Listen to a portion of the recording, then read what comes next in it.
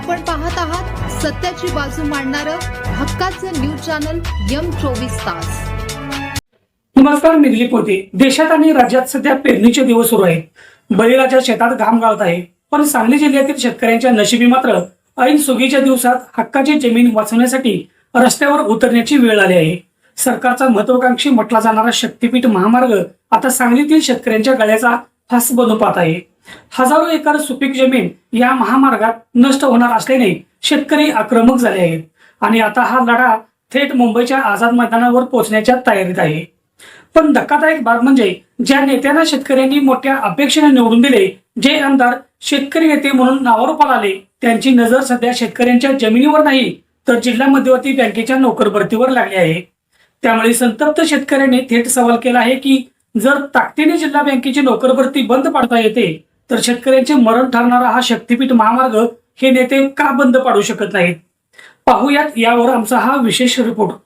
सांगली जिल्हा व वाळवा तालुका म्हणजे कृष्णाकाठची सुपीक जमीन, ऊसाची आणि द्राक्षाचे मळे। पण याच बागायती जमिनीवर आता शक्तीपीठ महामार्गाचे संकट घोंगावू लागले आहे।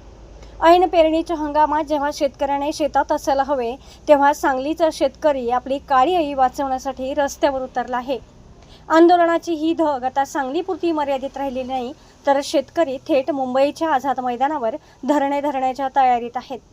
मात्र या संपूर्ण लढ्यात जिल्ह्यातील तथाकथित शेतकरी पुत्र आणि शेतकरी नेते म्हणून मिरवणारे आमदार कुठे गायब आहेत, असा संतप्त सवाल आता विचारला जातोय। शेतकऱ्यांचा आरोप आहे की लोकप्रतिनिधींचे लक्ष शेतकऱ्यांच्या उद्ध्वस्त होणाऱ्या संसाराकडे नसून जिल्हा मध्यवर्ती बँकेच्या नोकर भरतीतील राजकारणावर आहे। स्वतःच्या राजकीय फायद्यासाठी जिल्हा बँकेची नोकर भरती रोखणारे हे नेते शेतकऱ्यांच्या सुपीक जमिनी वाचवण्यासाठी सरकारवर दबाव का आणत नाहीत? जिल्हा बँक बंद पाडण्याची ताकद दाखवणारे नेते शक्तीपीठ महामार्ग बंद पाडण्यासाठी आपले वजन का वापरत नाहीत? हा दुटप्पीपणा आता शेतकऱ्यांच्या चांगलाच जिव्हारी लागला आहे। तर आपण पाहिलं की हा थेट इशारा आहे सांगलीच्या बळीराजाचा। निवडणुकीच्या तोंडावर शेतकरी पुत्र म्हणून मते मागायला येणाऱ्या नेत्यांना आता शेतकऱ्यांनी थेट कोंडीत पकडले आहे। जिल्हा बँकेच्या राजकारणात मशगूल असलेल्या आमदारांना शेतकऱ्यांचा हा आक्रोश ऐकू येणार का, की आगामी निवडणुकीत नेत्यांना मतपेटीतून आपली जागा पाहावी लागणार, हे येणारा काळच ठरवेल।